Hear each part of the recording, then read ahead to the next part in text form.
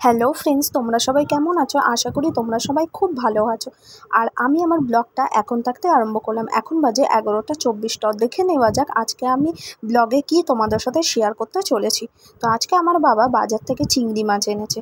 তো এই দেখো, এই হলো চিংড়ি মাছের মাথা ভাজা। তো আজকে আমি চিংড়ি মাছের মাথা পেঁয়াজ দিয়ে লঙ্কা ছিঁড়ে করব।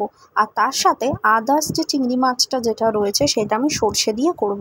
তো দেখো, এইটা আমি নুন আর হলুদ মাখিয়েই রেখেছি দুটোতেই। চিংড়ি মাছে তো আমার নুন হলুদ মাখানো, আর চিংড়ি মাছের মাথাটা তো আমার নুন হলুদ মাখানো।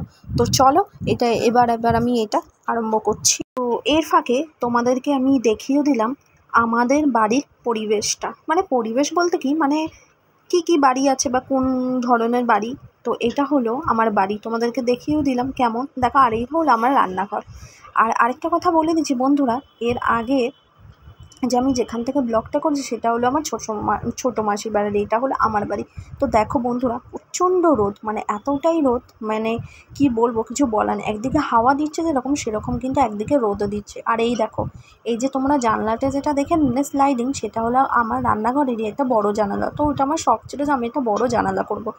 তো আর যাই হোক, আর ঠিক আমার উল্টো পাশে, মানে গ্যাসের উল্টো পাশে যে স্লাইডিং জানলাটা দেখো, ওটাতে আমার ইচ্ছে আছে একটা অ্যাডজাস্ট ফ্যান লাগানো। তো দেখা যাক কতদূর কি ফুলফিল করতে পারি। তো যাই হোক, তোমাদের সাথে কথা বলতে বলতে দেখলাম চিংড়ি মাছের মাথাটা বেশ অনেকটা ভাজার মতন হয়ে গেছে। তো সবশেষে আমি দিয়ে দিলাম পেঁয়াজ আর লঙ্কা। আর তোমরা বলতেই পারো যে পেঁয়াজটা কেন পরে দিলাম। জানো তো, পেঁয়াজটা যদি আমি আগে দিতাম তাহলে না মাথা যে মানে পেঁয়াজটা যেটা থাকে সেটা না পুড়ে যেত, খেতে ভালো লাগতো না। ঠিক আছে, তো যাই হোক, এবার আমি আর দেখো আমি কিন্তু খুব অল্প তেল দিয়েছি আর খুব সুন্দর কালার হয়েছে আর প্রচণ্ড দেখতে লোভনীয় লাগছে। আশা করি তোমরা নিশ্চয়ই এই মাথাটা খেতে পছন্দ করো। ও আর আরেকটা কথা বলে দিচ্ছি, এটা তো ভুলেই যাচ্ছি বলতে। আমি প্রথমে ভেবেছিলাম তেলের মধ্যে আমি শুকনো লঙ্কা দেবো, রসুন দিয়ে পেঁয়াজ আর লঙ্কা যেরকম দেওয়া রয়েছে তেমন দিয়ে এটাকে বাটতাম। কিন্তু বাবা বললো না, তোর আর বাটতে হবে না, তুই বরঞ্চ ভাজাই কর। তো তোমাদের সাথে কথা বলতে বলতে আরও একটা কাজ সেরে নিই, সেটা হচ্ছে দেখো আমি শিলনোড়াও পেতে নিয়েছি। তো তোমরা সবাই আমাকে বলতে পারো যে নোড়াতে কেন আমি বাটছি। আমাদের ঘরে মিক্সি আছে, কিন্তু অল্প মশলা তো মিক্সিতে হতে দেরি হয়, তাই আমি এখানে শিলনোড়া ব্যবহার করেছি। আর শিলনোড়ার মধ্যে নিয়েছি সর্ষে আর হচ্ছে একটু পাকা লঙ্কা। তো যাই হোক, তোমাদের সাথে কথা বলতে বলতে এটাও আমার মশলা করা হয়েও গেল একদিকে, যেমন সেরকম আমার কিন্তু মাথাটা আমার ভাজাও হয়ে গেল। তো এবার হলো তুলে নেবার পালা।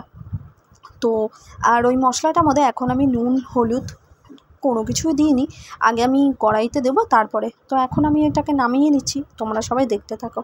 তো বেশ নামাতেও আরম্ভ করে দিয়েছি, আমি এটা বাটিতে ঢেলেও দিচ্ছি। আর তখন মনে হচ্ছিলো যেন একটা করে খেয়ে নিই, কিন্তু একটা করে খেতে সব শেষ হয়ে যাবে, তারপর আর পারবো না। আর এমন একটা ঝাঁজ উঠেছে যে আমার পুরো হাঁচি হয়ে গেছে। আমি পিছনে ঘুরে দেখো বন্ধুরা, হাঁচিও দিয়ে দিচ্ছি। আমার মুখটা দেখো, আমি না প্রথমে ভিডিও করার সময় দেখতেই পারিনি যে আমার মুখটা মানে ঠোঁটটা যেন কেমন হয়ে যাচ্ছে। দেখো নিজেই হাসতে লেগেছি, যখন আমি এডিট করছি তখন আমি বুঝতেই পারছিলাম না ইস আমাকে ঠোঁটটা এরকম দেখতে লাগছে।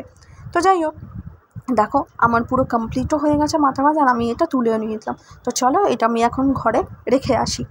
তো তারপরে ঘরে রেখে এসেছি। তো সেম ওই একই কড়াইয়ের মধ্যে আমি তেল দিয়ে দিয়েছি না, আমি ওই চিংড়ি মাছটা ভাজবো দেখে। তো চিংড়ি মাছটা ততক্ষণে একটুখানি হোক, আর প্রচণ্ড গরমও লাগছে আমার। ও আরেকটা কথা বন্ধুরা, আমি কিন্তু তখন ওর ফাঁকে একটুখানি নুন চিনি আর বাতি লেবু একটু রস করে খেয়েও নিয়েছিলাম। ঠিক আছে, আর চিংড়ি মাছগুলো দেখো বন্ধুরা, মানে দেখতে অনেকটা বড়। বাবা বলে এটা নাকি 400 টাকা কেজি করে। সত্যিই মানে 400 টাকার মতনই মাছ। এখানে মনে হয় প্রায় 14 পিসের মতন মাছ উঠেছে। আর আরেকটা কথা বলে দিই, আমি এখন এই বাড়িতে আছি, আমার বাবাও আছে, আমিও আছি, আর আমার মা আছে ছোটো মাসির বাড়িতে। তোমাদেরকে বলেছিলাম আমাদের হোম ডেলিভারি বিজনেস আছে, মানে ব্যবসা আরম্ভ করেছি। তো সেটা আমার মা আমি 3 জনে মিলেই করি। তো আজকে আমি এখানে এসেছি একটাই কারণে, আজকে বলেছিলাম তোমাদের সাথে যে একটা ইনভিটেশন আছে একটা শ্রাদ্ধ বাড়িতে, তো সেখানেই যাব। তো তোমরা যখন যাব তোমাদেরকে তো ওই মানে ছবিটা আমি তুলতেও পারিনি। যাই হোক, শ্রাদ্ধ বাড়িতে গিয়ে ছবি তোলাটা ভালো দেখায়ও না। তো যাই হোক, এখানে দেখো তোমাদের সাথে গল্প করতে করতে আমার চিংড়ি মাছটা ভাজাও হয়ে গেছে আর আমি তুলে নিয়েছি, আর সেই অল্পই তেল। আর এখন আমি যে মশলাটা করে রেখেছিলাম সর্ষে আর ওই মানে ওই পাকা লঙ্কা, সেটাও আমি দিয়ে দিচ্ছি।